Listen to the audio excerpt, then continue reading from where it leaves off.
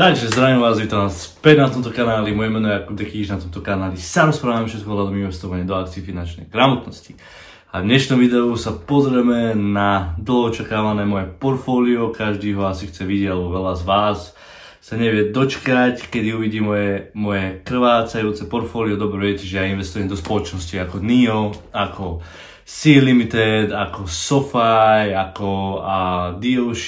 DOCN, DigitalOcean, ako veľa týchto špekulatívnych spoločností, ktoré nevytvárajú ešte teraz zisky, ktorým ale ja verím, že z dlhej doby mi prinesú veľké zisky, lebo verím tej spoločnosti, tomu business modelu, tomu manažmentu a tomu potenciálu.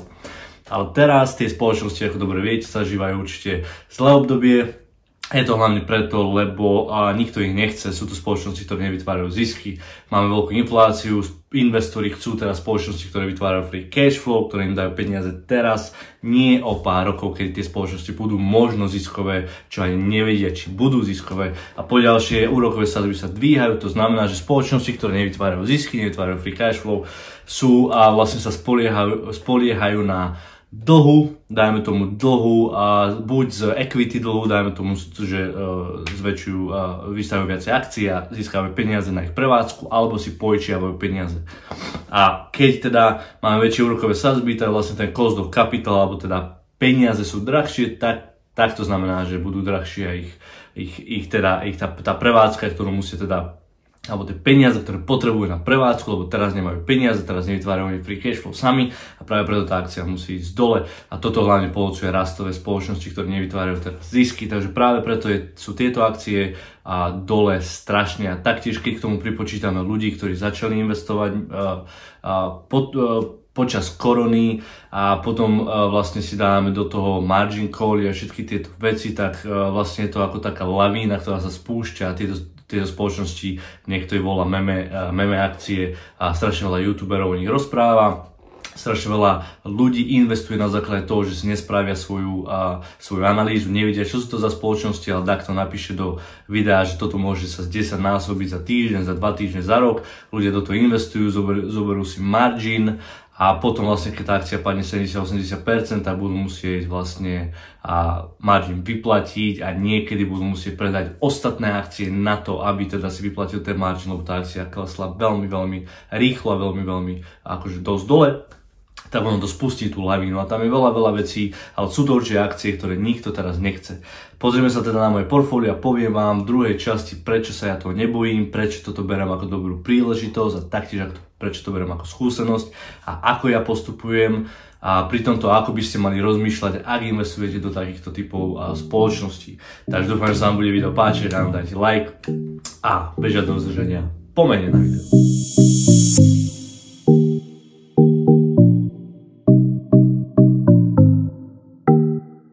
Takže keď sa pozrieme na moje portfólio, tak môžete vidieť, že mám 36 000, som dole 11 000 a libier, čiže kto pozeral tento kanál dlhšie a kto ho pozeral od začiatku minulý rok niekedy vo februári, keď tieto spoločnosti, ktoré mám ja, boli ešte na top a pozícia na all time high, tak to bolo okolo 160 000, takže som stratil 130 000, som dole síce 11 000, lebo to všetko bol zisk, dobre, môžete vidieť, že ešte tam mám 13 000 zisk z NIA, lebo NIA som kupoval za dobrú cenu, mám tam Digital Turbine, DigitalOcean, Palantir Sea a SoFi, predal som HIMS a predal som to kvôli tomu, lebo som mal veľkú maržu taktiež a vedel som ešte, že to pôjde dole, tak som to skôr tak časoval a HIMS ešte budem kupovať, verím tej spoločnosti a taktiež som predal TattooChef, lebo TattooChef má teda nejako vlastne som si uvedomil, že ten manažment nie je až taký dobrý a veľa strašne problémov teda čelí TattooChef. V tomto období veľké marže, je to spoločnosť, ktorá tú prevádzku nemá ešte dobrú a tie veľké marže ich určite pohľcujú. A taktiež, keď vám portfólio ide dole a vy máte takéto spoločnosti a nemáte peniaze, alebo máte menej peniazy na to, aby ste priemerovali tie akcie, aby sa vám znížila priemerná hodnota, nákupná cena akcie, tak musíte vlastne si uvedomiť, čo chcete predať, alebo musíte sa rozhodnúť, či chcete niečo predať, aby ste tie peniaze dali niekde do spoločnosti, ktorým možno viacej veríte, keď tie akcie idú dolu, lebo teraz je problém to, že tie akcie, áno, tie akcie nemusia nikde ísť, alebo nemusia sa dostať na svoj all time high za ďalších, dajme tomu 10 rokov. Tak ako keď si povieme príklad, tak Amazon, keď sa pozrieme na Amazon, tak v roku to bolo november 1999, môžete vidieť, bol na all time high. Tá akcia neprišla na tú istú hodnotu na all time high až niekedy v roku 2007. Aj to neviem, či je pravda, lebo toto asi zle ukazuje. 85 sa mi zdá, Amazon bol na 115, ale keď ideme podľa tohto grafu, tak by sme sa možno nedostali na spätnú hodnotu až za, dajme tomu, tých 7-8 rokov, v roku 2007, v septembri 2007, čiže 8 rokov alebo 7. A potom zase by sme mali pád, lebo mali sme finančnú krízu v roku 2008-2009 a potom by sme sa nedostali späť na tú istú hodnotu niekde až v roku 2009. Čiže a tu chcem sa vlastne dostať k tomu, ako by ste, ak investujete do takýchto spoločností, do rastových spoločností, špekulatívnych spoločností, ktoré ešte teraz nemajú tie marže, ktoré ešte teraz nevytvárajú tie zisky, ktoré dávajú veľa peňazí do prevádzky, do investícií, do reklamy, do marketingu, do teda inovácií, do týchto vecí a nevytvárajú ešte ten zisk, dávajú taktiež veľa peňazí ako stock-based compensation, čo nie je určite dobré, ale to patrí k tomu a to si musíte uvedomiť. A ak chcete investovať do takýchto spoločností, tak to nemôže byť jednorázová investícia taká, že idem teraz špekulovať na tej investícii, lebo niekto mi povedal, že táto investícia je dobrá, je kvalitná a môže teraz sa 10 násobiť za rok. Ak chcete investovať do takýchto spoločností, tak musíte mať tú spoločnosť najlepšie, veľmi dobre zanalizovanú a musíte veriť ich manažmentu, musíte veriť ich potenciálu, ich biznis modelu, musí tam byť znať, že ten fundament sa zlepšuje, že rastie im revenue, že rastú im marže, že sa im zlepšuje balance sheet, že si získavajú percentá trhu, že tie produkty sú kvalitné. Práve preto, keď to padalo, tak ja som niektoré spoločnosti dával preč, ktorým som až tak neveril a aby som mal teda taktiež, aby som mal menej tých spoločností, aby som sa lepšie vedel sústrediť na tých pár spoločností, ktorým verím, že ten potenciál je veľký a tie začať priemerovať. Lebo keď sa pozrieme na, kebyže investujete, teraz to musím nájsť, neviem, kde to mám. Čiže ak by ste teda investovali, povedzme, že by ste investovali $10,000 alebo Libie alebo euro, to je jedno, v novembri roku 1999, potom by ste padli teda na tých 6, čiže by ste stratili 90% svojej hodnoty a nikdy viac by ste už do tej spoločnosti neinvestovali a tak by sa vaša investícia vrátila alebo dostala na nulu až niekde, povedzme, tento graf neukazuje dobre, lebo sa mi zdá, že akcia bola až na takých 115, takže keď povieme nejaký ten 118, nejaký ten októbri 2009, tak by ste až v októbri 2009, čiže o 10 rokov alebo 9 rokov mali vlastne sa dostať na nulu, aby ste v živote neinvestovali do tej spoločnosti. A toto veľa ľudí rozpráva, že potrebujete toľko to, keď padne 90% vaša akcia, potrebujete 400 alebo 500% na to, aby ste sa dostali na nulu. To je pravda. Jedna vec. Druhá vec je, prečo investovať do takýchto spoločností, ak by sme mali 10 rokov, ak by 10 rokov nikdy tá akcia nešla. To je tiež pravda. Ale pozrime sa, ak by ste tú spoločnosť mali zanalizovanú, povedzme, že niekto investoval do spoločnosti Amazon v 1999, úplne na vrchu spoločnosti, na vrchu tej akcie, zanalizoval si tú spoločnosť, videl, že tá spoločnosť, keď sa pozrel na jej 10K, teda výkazy, na ich finančný výkaz vlastne ročný, tak by videl, že v roku 1998 mala 609 miliónov, potom mala 1,6 miliardy, potom 2,7 miliardy, čiže ten rast bol neskutočne veľký. Potom kebyže sa pozrieme na 2001, 2002, 2003, tak taký istý rast mala tá spoločnosť, nemožno taký veľký, ale mali neskutočný rast. Čiže ten fundament sa zlepšoval, tak sa zlepšovali ich marže, zlepšovali sa ich členovia, zákazníci, rozrastali sa, čiže mali sme človeka, ktorý veril tej spoločnosti a všetko, čo robil, je len priemeroval každý mesiac tú akciu, lebo im veril. Povedzme, že začal teda v septembri 1999, v novembri a dáme, že koncová investícia, aby nám to ukázalo, bolo 2009, oktobri a investoval 10 000 v roku 1999 úplne na vrchu. Investoval, tu som dal 5000, ale dajme 500, aby to bolo reálnejšie, 500 každý mesiac do tej istej spoločnosti. Mal by koncovú teda priemernú ročnú návratovosť by mal v tom roku 2009,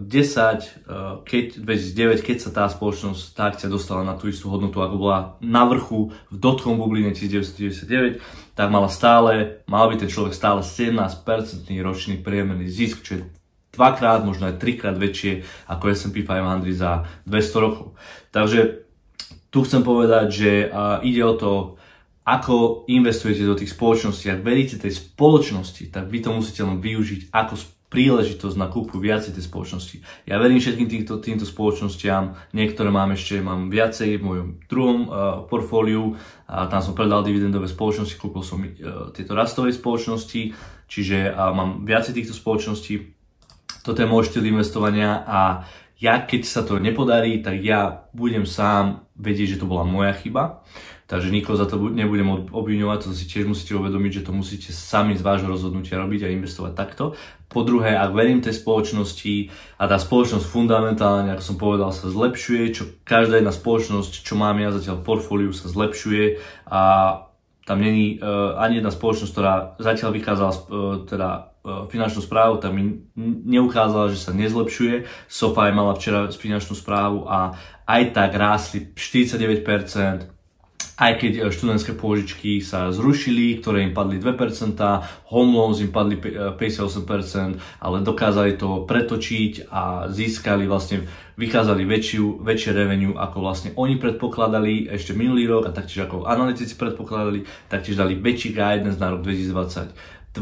ako analytici predpokladali a taktiež ako oni predpokladali, aj bez toho, že študentské pôžičky sa obnovia. Takže to je znak silného manažmentu, silnej spoločnosti a ja verím tejto spoločnosti a budem ju kupovať, budem ju priemerovať. A možno si poviete, že príklad dávam Amazon, máme viacej príkladov, dal som aj Oracle, aj veľa týchto príkladov.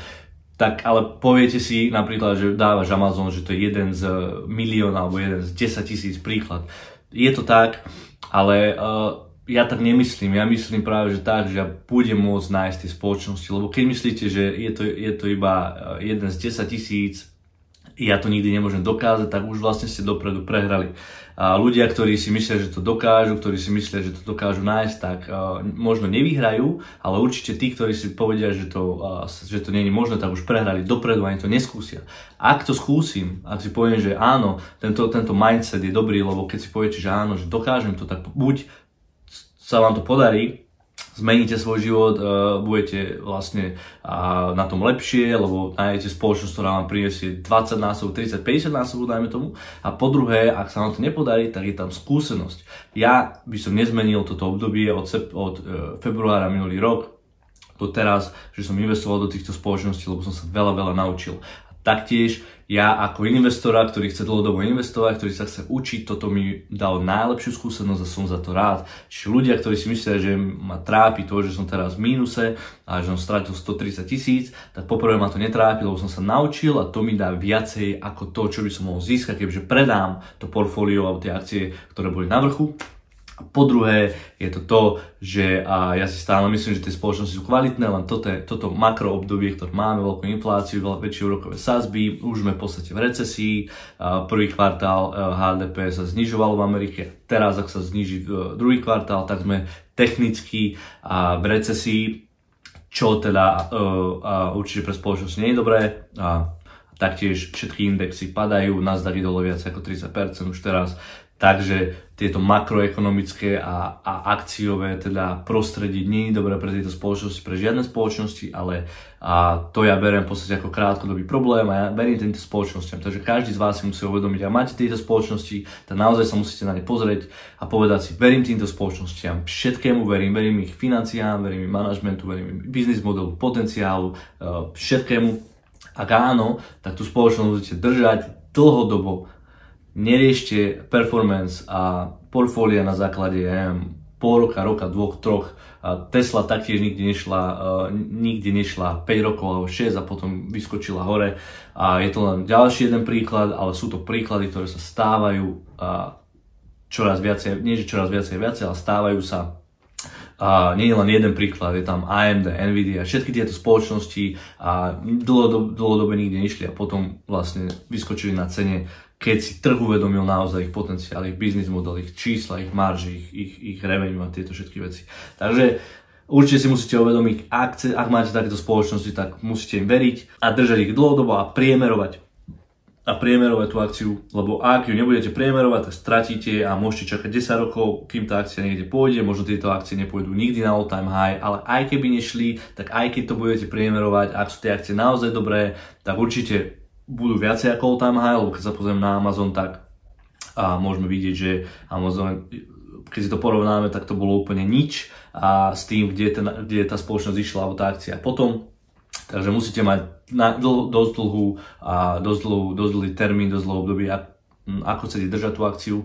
Hlavne tieto spoločnosti, ktoré sú špekulatívne, ktoré ešte nevytvárajú zisky, ktoré sú nové, ktoré inovujú a dávajú veľa peniazí vlastne späť do spoločnosti a taktiež musíte vedieť, že tie spoločnosti budete kupovať pravidelne, aby ste si zmenšili tú priemernú hodnotu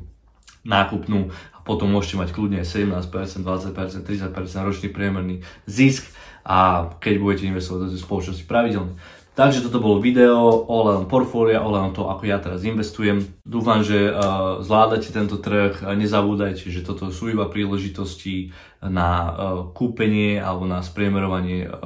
na využitie teda a kúpiť nejaké aktívum, nejakú investíciu za menšie peniaze, čiže mať väčší podiel tej spoločnosti. Nepozerajte sa na to, že tá akcia je dole, teraz som stratil neviem koľko peňazí a pozerajte sa na to, že keď som kupoval, dajme tomu, SoFi za 16, tak teraz môžem mať 3-krát viacej časti tej spoločnosti akcií, ako som mohol mať vtedy, takže takto sa na to pozeráte. Takže nebudeme už dlho kecať, prajem vám krásny deň, ak sa vám toto video páčilo, dajte like, ak ma chcete podporiť na Patreone, link tam dole, napíšte mi vaše názory, ako sa máte, do čo investujete, ako to zvládate, čo si myslíte, že tak pôjde a